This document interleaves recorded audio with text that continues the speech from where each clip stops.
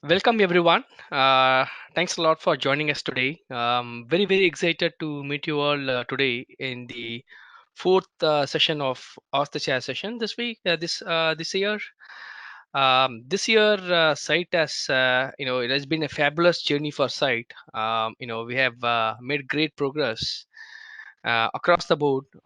So I'm very excited and looking forward to share the journey story with you all today.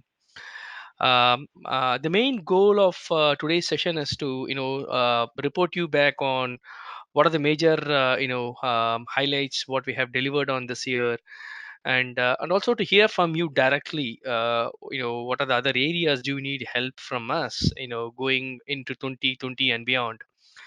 So we want this to be a more open forum where we would like to solicit your inputs and see what are the other elements that will help us to serve you better in 2020 and beyond. So with that said, this is Sampath Veeraraghavan. I'm the chair of the 2019 IEEE SIGHT Steering Committee. Very thrilled to meet you all today. So with that said, what I would like to do today is, the first 15 minutes, we'll spend, we'll have a quick status report on where do we stand in terms of the site as a program, and the rest of the 40 minutes, I want to open the floor for Q&A, and I would like to, you know, take up the questions directly from volunteers who have joined this call today. Now, a specific request from my side is, if you have a specific question, make sure that you call out your name, the region, the section, or the site group which you are representing. Just put a message, on the window to Juliana directly, or add your question directly into the chat window. That way, it will help us to keep track of the question and make sure that we address your question. Okay, so this slide talks about like a 10,000 feet, view of what we have achieved this year. So when I took over as the chair of Site Steering Committee in 2019, there are at least five major areas, we decided to deliver this year. The first one is, establish and strengthen, strong partnership within IEEE operational entities like societies and other sister programs in the sustainable development space. And also, another goal that we took on is to, um, accelerate the presence of site groups globally, as well as sustain the interest of existing volunteers and then recruit new volunteers. That was like more towards member engagement and membership growth.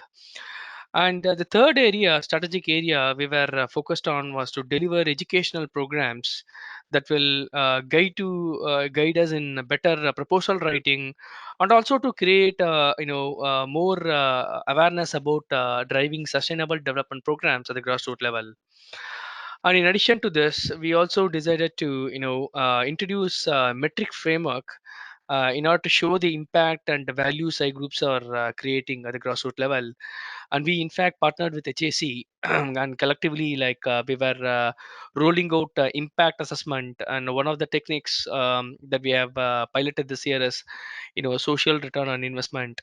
And also, there's a peer review process that also is being introduced along with the HAC.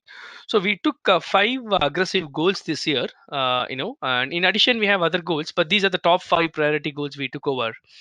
And as you can see here, in February, 2019, we had about 4,500 members almost, and today, if you can look here, we are almost grown by 2x time. We are close to 9,500, and we still have about another 3 more weeks to go. So hopefully, we can hit that magical number of 10,000 members. And so this has been a phenomenal growth, and this is the highest growth for site since its inception. So we are very pretty thrilled with this. I mean, this bar raising growth clearly demonstrate that site is very attractive across the board, because it provides a great avenue to for our volunteers at the grassroots level to leverage their technical skills to to solve a real world project, problem, and also to help them to grow both professionally, and also to get this sense of feeling fulfilled of doing something better for the larger cause of humanity. And looking at the second dimension of our membership, I mean our site group growth, you can see that we added 27 new groups in 2019, and this is again it's a record high this year, when compared to the previous year's growth.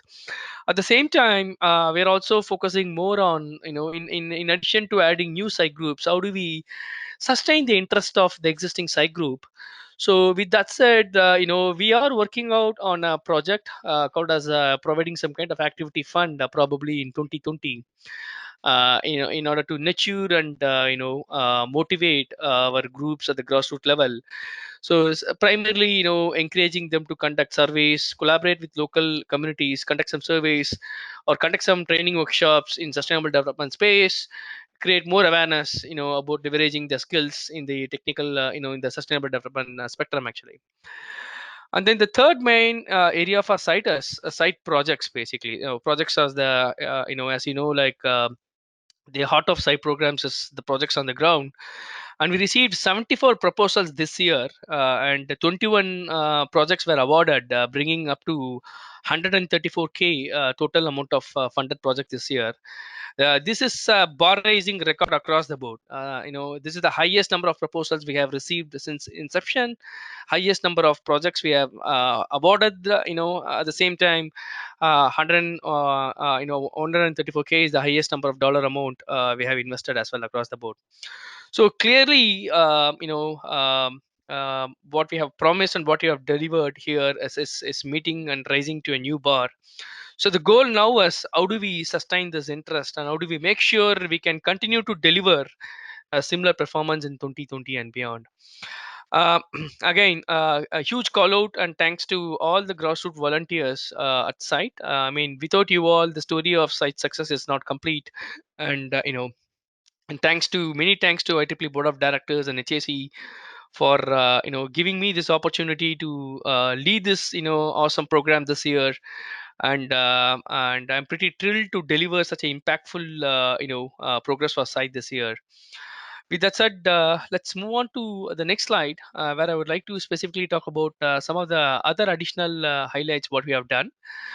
As I called out earlier, one of the major strategic vision this year, for us is to, nurture and strengthen our partnership within the IEEE ecosystem, mainly from the sustainable development space. So what we have done here is, this year we close to work with about 12 partner programs within IEEE. This includes our society partners, and other, prominent programs like ETA Kapanu, HKN, Epics in IEEE, and regional, leaderships and student activity, WIE. So we have been closely working with all the different stakeholders to see how we could collectively deliver joint efforts, which will be a win-win model for members or volunteers involved in both the programs. So along those lines, we are particularly successful in terms of institutionalizing this partnership, and we have also rolled out five pilot projects this year, and some of them are listed here. As you can see with MTTS, we partnered and we are rolling out a remote solar photovoltaic energy monitoring system in India. And with EDS Society, we are rolling out a pilot project to implement an automatic drip irrigation system in Nicaragua. And with APS, again, we are working on a wireless communication system for catastrophic emergencies. Both focused in Thailand and India. And again, in IAS, with IAS Society, it's more towards safety awareness and how do we implement an high impedance fault detection solution, which can prevent electoral cuts, especially in developing nations like India and Nigeria. And finally, we are also working with Epics and IEEE currently, to provide a natural disaster preparedness filtration project targeted in Colombia. So this piloting projects right now, we're very thrilled because the societies are also viewing us as a win-win partner, and we have in principle we have agreed to continue these collaborations in 2020. And our strategy right now is to sustain the existing collaborations, at the same time onboard at least 50 percentage of the top societies within IEEE. There's about 39 societies. So hopefully in 2020 our target will be at least cover 50% or more partnering societies to onboard. And then also, in terms of external partnership, we would like to explore more avenues outside of IEEE as well. How do we work with you know other programs, other partners who are working in the same space, actually sustainable development space, actually. So currently the next 3 or 4 weeks, our partnership committee is going to invest some energy here, looking at what are the various options available for us, to start this conversation in the next few weeks, so we can come back with some selective goals, strategic goals in 2020, both in terms of our internal partnership and external partnership. So this has been an amazing story for site, in terms of our partnership, in terms of our membership growth, in terms of our the number of site groups and proposals we have awarded. This has been a stellar performance across the board for us. So and we also are introducing several new initiatives this year, which I would like to highlight few of them. One of the major effort I would like to highlight here is creation of funds with IEEE Foundation. Now looking thinking big here, today the site program is supported by our parent body or parent committee called as Humanitarian Activities Committee. But the way which site is growing, we wanted to make sure that considering the long term vision, we wanted to ensure that we can create more avenues for us to bring in additional sources of funding, which will help us to fund and support more projects across the 10 regions. So with that in place, this year we partnered with IEEE Foundation, and we have created an IEEE site fund with a foundation. And this will allow the site to increase its reach and better meet the needs of IEEE members.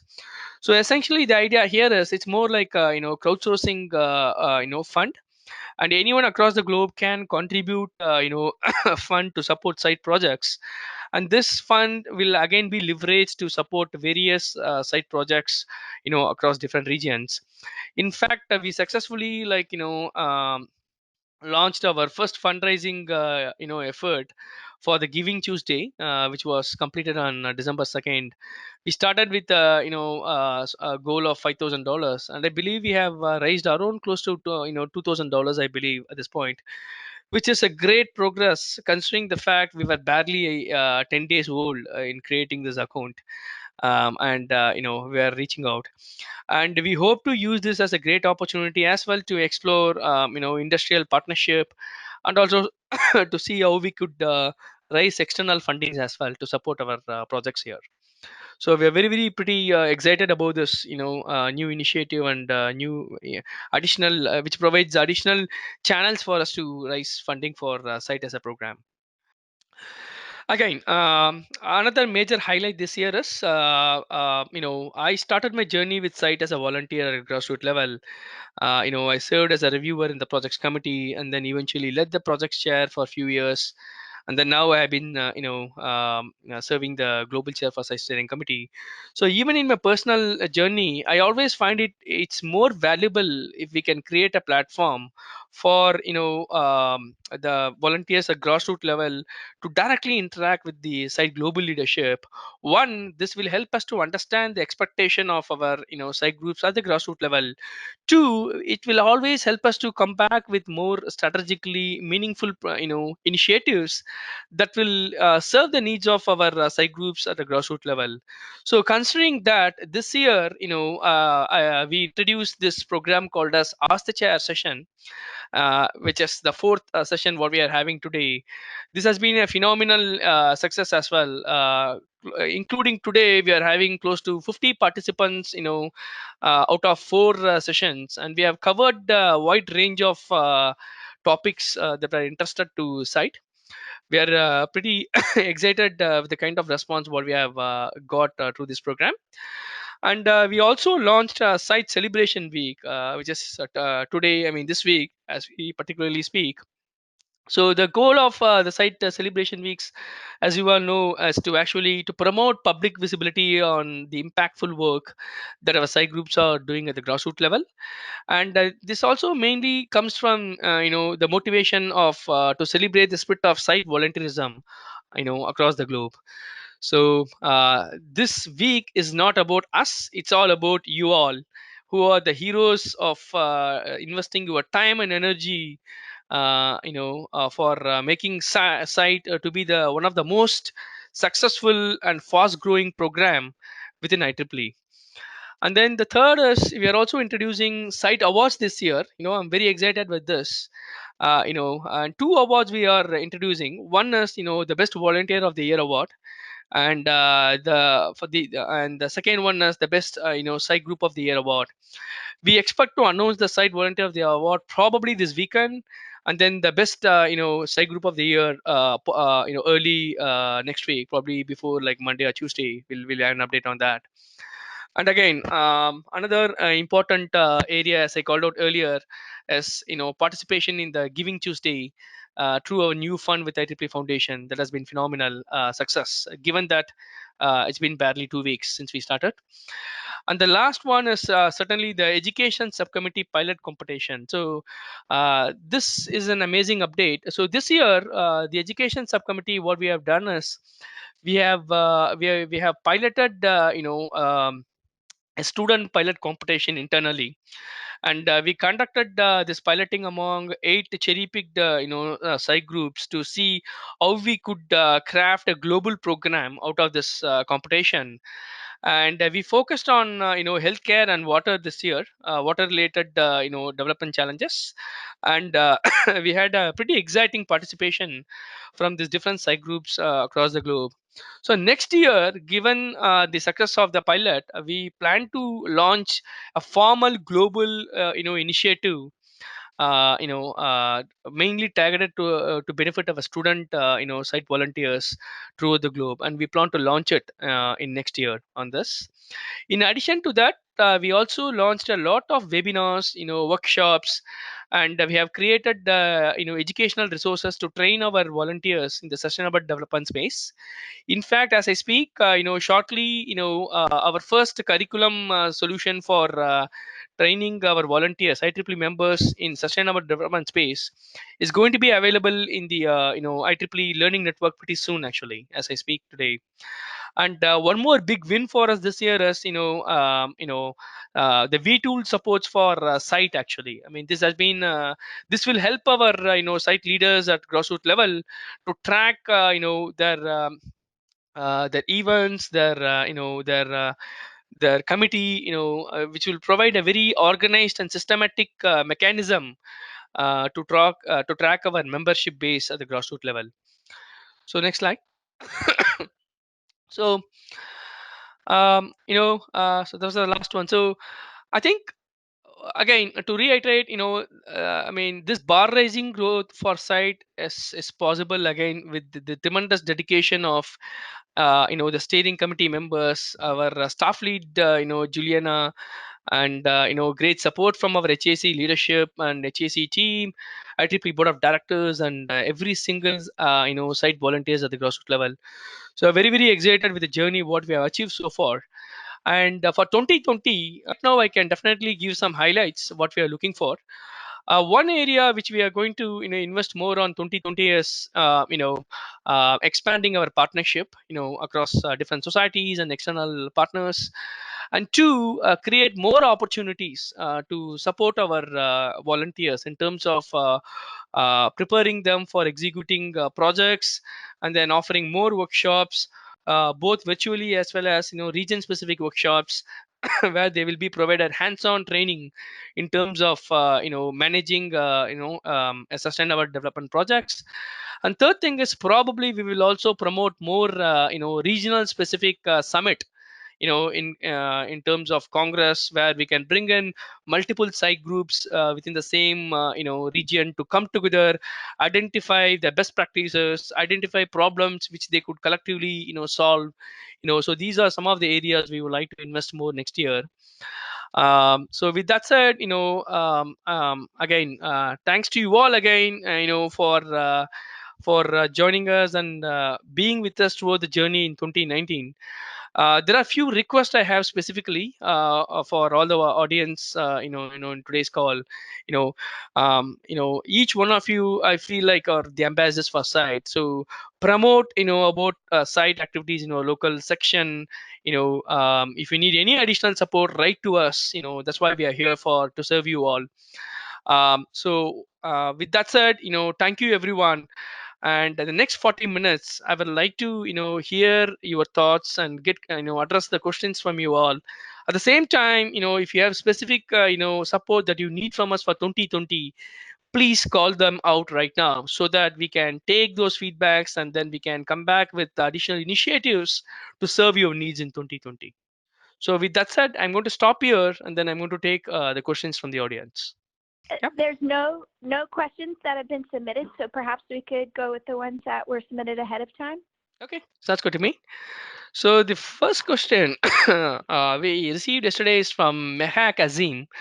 So the question was is that guide us about how to arrange site local events for poor community with being an IEEE and an IEEE site member. Okay, so the question here is, hey, I'm a site, a member, an IEEE member. How do I arrange site local events, right? So there are two ways you can go about it, right? First, try to identify a local community, right? If you had challenges in identifying a local community, first check whether you already have a existing site group or a site group, in your region or within your, within your city. If not, reach out to us. We'll be able to connect you with the nearest site group. So, identify a list of potential, major issues, which you think is very prevalent in your region. And then the next step is, as I said, see if you have a site group. If you don't have a site group, then identify the local players, if there's a partnering NGO, or do you have similar programs like Engineering for Borders or Rotary International. See if you have a local player who is already like working to solve this problem, and try to reach out to them to understand who are the local community and what are the issues faced by them. Once you have this identified, right? I mean, what I would encourage then is, conduct a survey, right? And bring together people who are interested to form a site group, and conduct a survey with the community. Sit with the community, understand the top five, needs of them, and then based on that, prioritize their need and identify the most significant issue, which that needs to be addressed immediately. Then based on that, you'll be able to carve out, multiple things can be done, right? One is, you can leverage the survey to come back with a proposal, or you can go back to an existing site group and tell them, look, there is a community, there is a need, can I join with you guys and we can collectively solve the problem, right? That's one way to go about it, right? The second way is, if you don't have, say, group at all, then the question now is, can we actually reach out to the local, section leadership, and send out a communication to solicit, members who are interested to, come join with you, with you collectively to solve this problem. That actually will provide a basis for you to start a site group, right? So I would say these are the two areas where, two mechanisms by which you'll be able to identify a local community, engage with the local community, and then, you can either conduct a workshop or there or formulate, a projects, site projects on the ground. Now, interestingly, if you have not been, if you have never been exposed to, working on a sustainable development project, then my recommendation is, take the curriculum, the educational curriculum, which we are launching.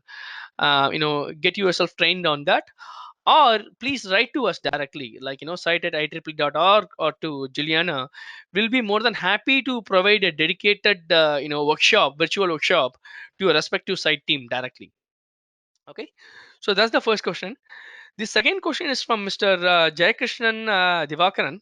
The question is, as some of site projects may need interactions with government agencies in most of the countries, what are the challenges teams have faced? Okay, are there any ethical integrity guidelines available to volunteers to avoid conflict of interest, such as anti-bribery? Great question. Okay, so there are two questions here. First one is, when you work with a government agency, what are the challenges teams have faced? So okay, so I'm going to give this answer from two different dimensions. One is, a generic guidance, and the second one is more subjective, based on the nature of your project. The generic guidance here is, whenever you deal with governmental agencies, I think like you wanted to make sure that, either and if you are collaborating in a project, make sure like you have some form of MOU or agreement. In general, you can work with your local section leadership to identify, what is the nature of agreement you can establish with the relevant agencies. The most important thing is set the expectations right, define the responsibilities clearly. If the governmental agency is a stakeholder in your site project, then you have to clearly define what role do they play, and what are the deliverables owned by your team, and what are the deliverables owned by them, right? You have to clearly identify, the boundaries here, right? And the most important challenges, I would say, like faced by our grassroots volunteers, sometimes, we have seen in the past experience that, people don't have any formal agreement or defined expectations. Then, sometimes this can come back and impact us, because, sometimes we may need to have some dependencies, and these dependencies could, potentially impact the progress of your projects. So, one call out here is a few examples here, right? There are two case studies here. One is, recently we approved a project to handle a tribal community. So when the project came in, we see a lot of merit in the project, but the problem is, the tribal community is based on a forest area owned by the government agency. So that means, when you do your stakeholder identification as part of project planning, this team particularly missed the opportunity to know that, hey, we need to get a government clearance.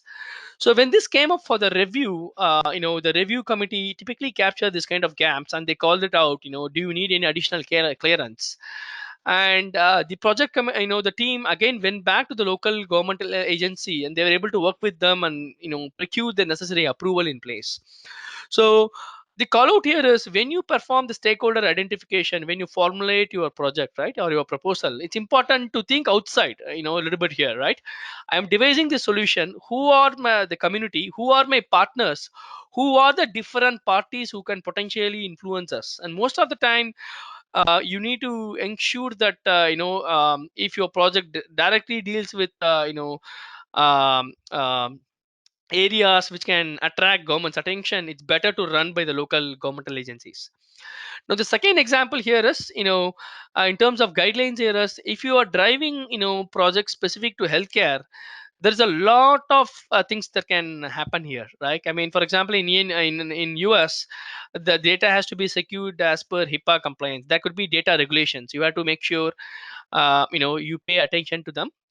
And some cases you also need to get, clearance from local, ethical bodies.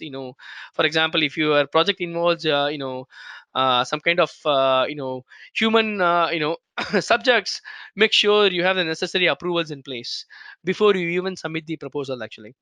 So these are some general and subjective guidelines, but in general, the rule of thumb is, you always have to ensure that your project, by participating in this project, you are going to always be in compliant with IEEE code of ethics. That is the fundamental, guideline here, right? Does my action, impact others negatively? If so, what am I doing about it? How am I, like, addressing it, that, right? So any technology you create could also have a negative impact on the local community. Are you providing the right awareness to the local community about the negative impact? Are you also taking measures to rectify them? Right? If so, you need to make sure you are calling out those risks as part of your proposal. Okay. So again, these are the guidelines. This is amazing question. Thanks to Mr. Jayakrishnan for raising such an important question. And the third question, what we have today, is from Carlos Pius. What are sites, future action to partner with other international humanitarian development organizations, such as Engineer Without Borders, like that? Okay, so as I called out, this year, we had a phenomenal partnership, among um our partnering programs within the IEEE ecosystem. Next year, as I said, we have a strategic partnership committee led by Dr. Ajay Padur. We certainly are looking forward to expand our horizons. In fact, we are at an early stage. We are in conversation with our local, our internal partners like Standards Association, and there are a few more partners we are talking. Hopefully, I think we will come back with a detailed plan in quarter 1 of next year, with a roadmap to partner with some of the prominent international programs like Engineers Without Borders and then Rotary International, few of them. It's too early to call out right now because we are still working on figuring out our roadmap. But certainly, external partnership, there will be dedicated goal and strategic deliverable based on partnership along these lines. Okay, so Juliana, that with that I have covered all the 3 questions on the call. Do we have any additional questions? Yes, we had one that was submitted by Jaya Krishnan. Okay. With respect to site groups around the world, I see a big hole and big opportunity in Africa. What is being done to encourage more teams to come up in Africa? Fantastic. Thanks a lot for raising this. So one of the line item we missed to call out here is as part of the strategic expansion, right? We invested a lot of energy in Africa this year. In fact, one of the goal we took internally is to expand our presence and accelerate our presence in Africa. So what we have done so far this year is we have hosted a workshop and a panel in Nigeria, and where we presented and trained the local volunteers in the Power Africa recently concluded Power Africa conference, where we solicited a lot of interest from IEEE members across the board in Africa.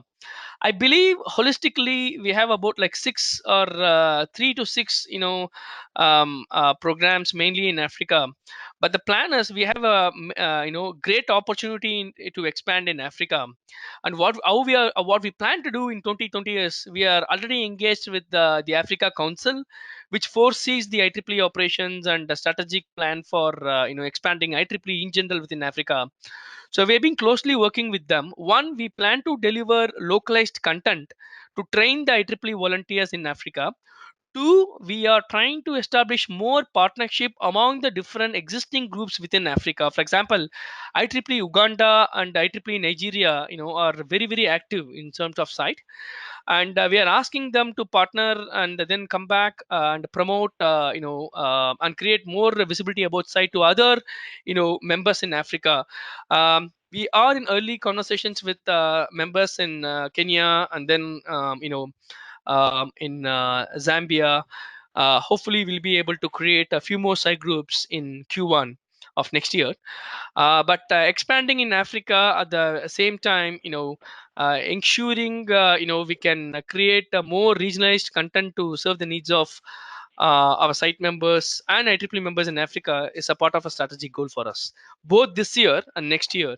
So this year the pilot has been successful. In fact, because of the efforts what we have taken, we are introducing a pilot program in Nigeria as we speak, where the local Nigerian section is working with us to roll out a site project on the floor.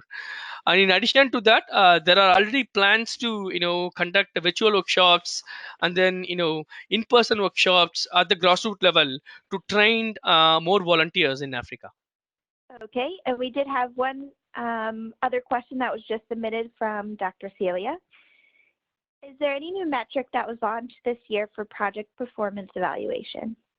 Yes, thank you, Dr. Celia, for raising that. As I said, the impact assessment, it's a major focus area for us this year, right? So the metric I would say here is we are launching social return on investment. So the idea here is for every dollar we are investing, what is the social impact? In terms of quantifiable dollar value, what are we delivering in terms of impact? So we have piloted this mechanism right now in terms of impact assessment. In addition to that, we are also HAC is also like have introduced peer review. The idea here is we will solicit invites for any IEEE member who get trained in sustainable development space, who can have the opportunity to go and perform an audit of a completed project, so that we can measure the actual impact on the ground. So that's one initiative. And the third thing is, this year site committee instituted a new committee called as metrics famous committee, led by Dr. Kanjan Mehta. So the idea here is we are closely looking into our existing metrics, right? When we say talk about metrics, there are multiple dimensions to it, right? If you take projects, a classical metric can be like the number of volunteers involved, the number of people benefited in the local community, and so on. Now this committee is taking a mandate to look from two dimensions. One is site as a program, what are the KPIs we should institutionalize within the program, both in the near term and the long term. And the second aspect is, what are the other common metrics which is being adapted within the sustainable development ecosystem, so that we can have the similar KPIs, standardized KPIs, pretty much adapted within side projects actually, right? One of the major challenge in general within the current IEEE ecosystem is that we have several programs within the same ecosystem, the sustainable development space ecosystem, and each one of us have a similar and a totally different metrics which has been adapted. So the impact assessment framework which is being spearheaded by HAC this year is basically, the idea here is, can we drive shepherd all these different stakeholders to start using a more unified common metrics across the board. So next year, I think the goal is to provide a portfolio of metrics or KPIs, so that when people are focusing on one specific project in a one specific focus area, they will have two flavors of metrics. One is at a generic level, and the second one is based on your focus area. You will have more customized KPIs that are available to you. This will provide an opportunity for you to perform an apple to apple comparison. Take your project and compare the project with totally a project from a different entity, both within IEEE and outside of IEEE. Okay. Those are all the questions that we've received so far, but if anyone else has a question for Sampath, or even something that they would like to see as part of the SIGHT program in the future, you can go ahead and submit that in either the chat box or through the question and answer function. Okay, here's a good question. SIGHT is a sub-organization of HAC. What is the scope of HAC other than SIGHT activities? Okay, Juliana, do you want to bring in the, I don't know if people know clearly about how HAC and site are connected. So if you can bring that slide where we show how site fits into HAC, maybe we can brief it in the call with a slide. That will make a difference.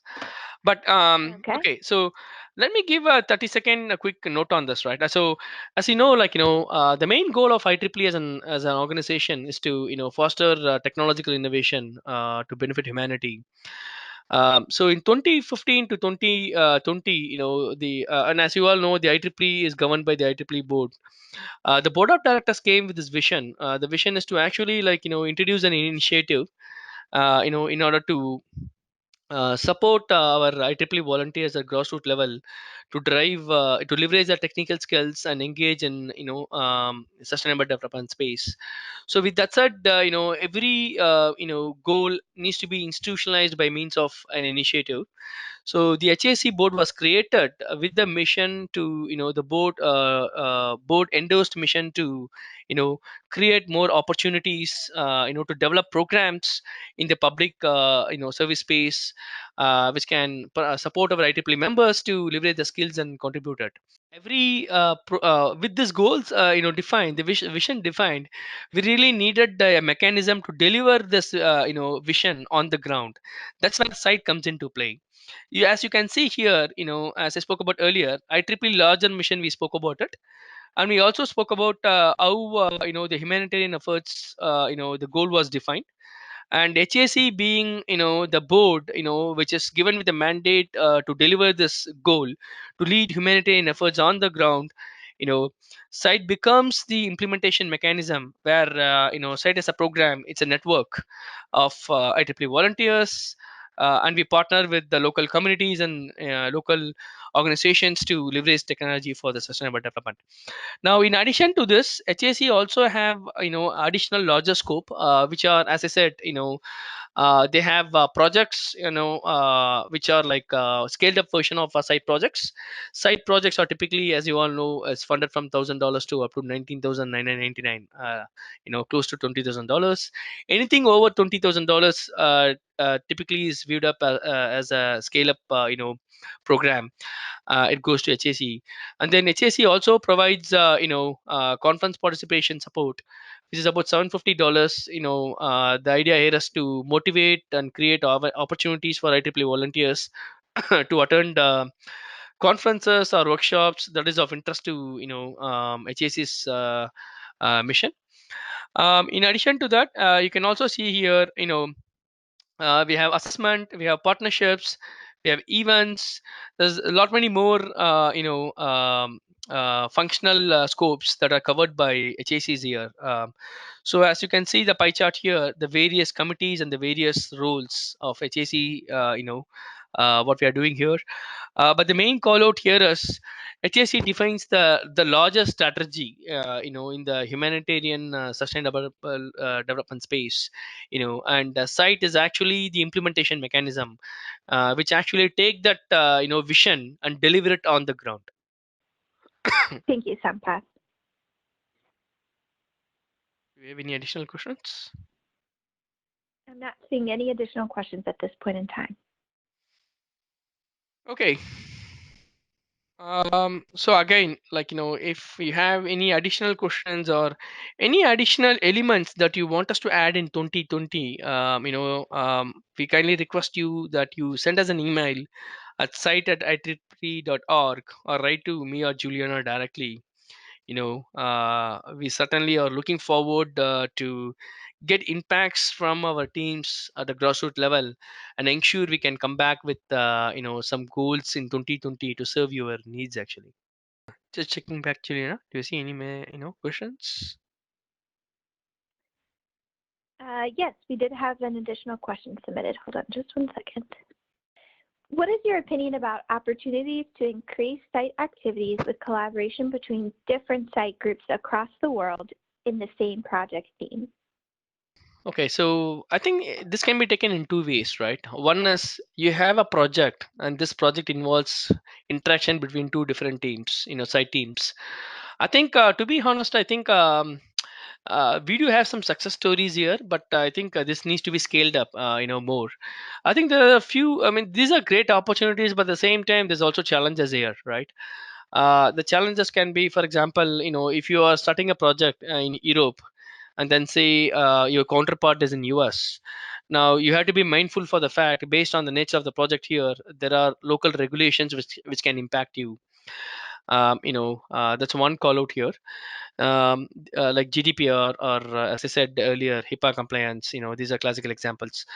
I think the second thing what we are trying to do here, probably in 2020, is to promote more region centric collaborations, right? For example, today we have like outstanding site groups which are doing a lot of great things on the ground. But then if two site groups within the same region can partner with each other and solve common problems which is important to the region, I think the blast radius is much larger here. So in 2020, what we plan to do was, along with our partnership with societies, we would like to identify what are the top 10, problems faced in every regions, and then work with the region leadership, and then come back with a regionalized strategy to create more platforms, workshops, avenues for site groups within the same regions to collaborate and come back to us. Along those direction, we can also have plans to, if solicit, probably like proposals, to nurture and support those kind of collaborative initiatives. But right now, looking holistically, we do have some great success stories where we know, like, folks, site teams in US have collaborated with teams in in South American site teams, and then they were able to deliver collaborative initiatives. But next year, the model has to be more towards like one team guiding or contributing virtually to the other team, and the team which is on the ground working with the community can deliver the solution. So the model is not about parachuting where you fly people from one country to other country. That's not the goal. Where the model is more towards encouraging and building local capacity. For example, can we get a site group in US to work with a group in Africa, where the Africa site team, which is already have a strong knowledge about the local community, can they train the respective US team if they are interested to contribute the technical skills to a larger problem in Africa. So these are the directions which we are exploring, and I think while this is an amazing avenues for different site groups to come together, I think we still have a long way in terms of making different regions to collaborate. So that's why this year we are putting some foundational efforts in place so that we can see the impact or the benefits of this efforts in 2020, in early 2020. Thank you, Sampath. At this point in time, no other questions have been submitted. Okay, awesome. Again, thank you all for participating in today's session and joining us. The Site Week celebration. And if you already conducted some events for the Site Week, please make sure you write to us with the relevant pictures and an article so we can publish that in our social media as well as in our newsletter. So with that said, we will close out the session today, and we'll wish you all happy holidays and New Year. And I look forward to again interacting with you all in the next Off the Chair session.